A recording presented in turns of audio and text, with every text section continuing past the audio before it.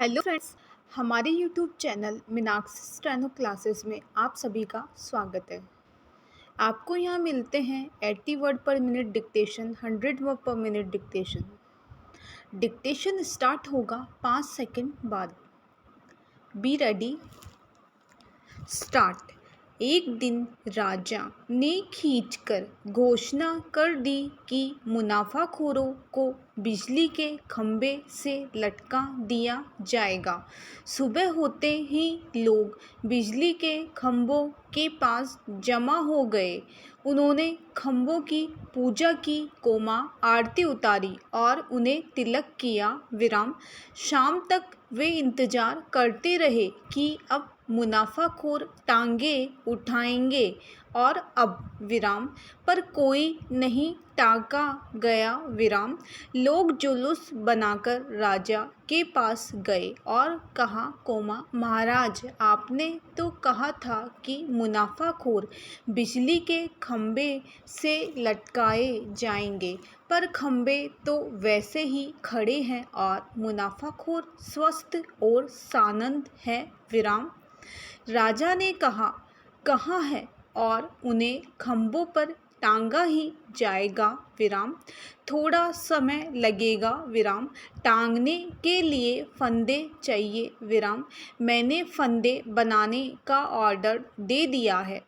भीड़ में से एक आदमी बोल उठा, पर फंदे बनाने का ठेका भी तो एक मुनाफाखोर ने ही लिया है। विराम। राजा ने कहा, तो क्या हुआ? प्रश्न चिन्ह। उसे उसके ही फंदे से टांका जाएगा। विराम। तभी दूसरा बोल उठा, पर वह तो कह रहा था कि फांसी पर लटकाने का ठेका भी मैं ही ले लूँगा। विराम। राजा ने जवाब दिया, नहीं, ऐसा नहीं होगा। विराम। फांसी देना निजी क्षेत्र का उद्योग अभी नहीं हुआ है। विराम।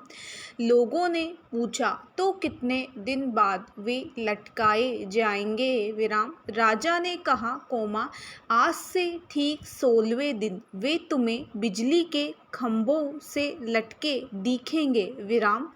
16वें दिन सुबह उठकर लोगों ने देखा कि बिजली के सारे खंभे उखड़े पड़े हैं। विराम। वे हैरान हो गए कि रात न आंधी आई न भूकंप आया, फिर वे खंभे कैसे उखड़ गए? विराम।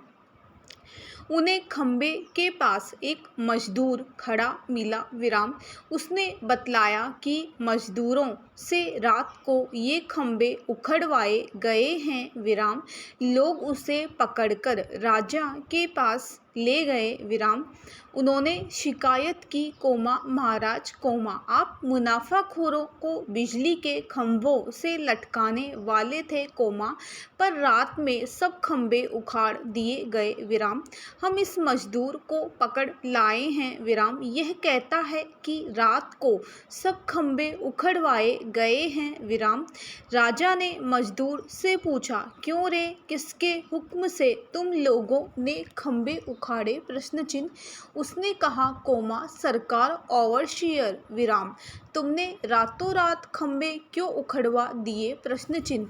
सरकार, इंजीनियर साहब ने कल शाम हुक्म दिया था कि रात में सारे खंभे उखाड़ दिए जाएंगे। विराम।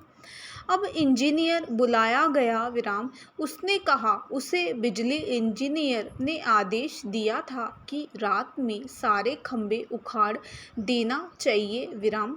बिजली इंजीनियर ने कैफियत तलब की गई, तो उसने हाथ जोड़कर कहा, सेक्रेटरी साहब का हुक्म मिला था। विराम।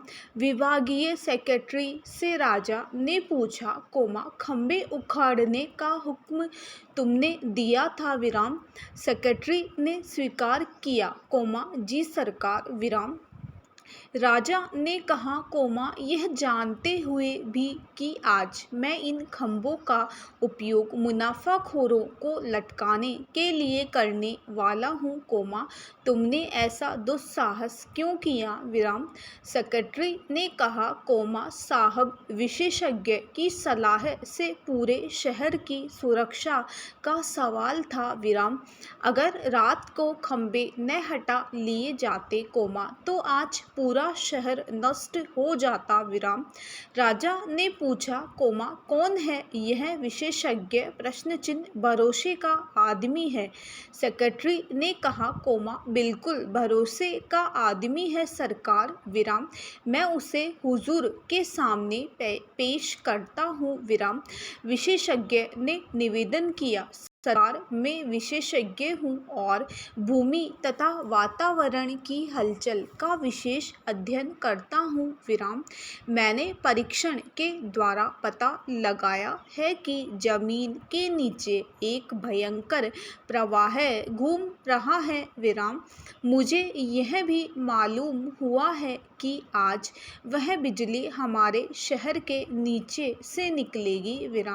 आपको मालूम नहीं हो रहा है, पर मैं जानता हूँ कि इस वक्त हमारे नीचे भयंकर बिजली प्रवाहित हो रही है।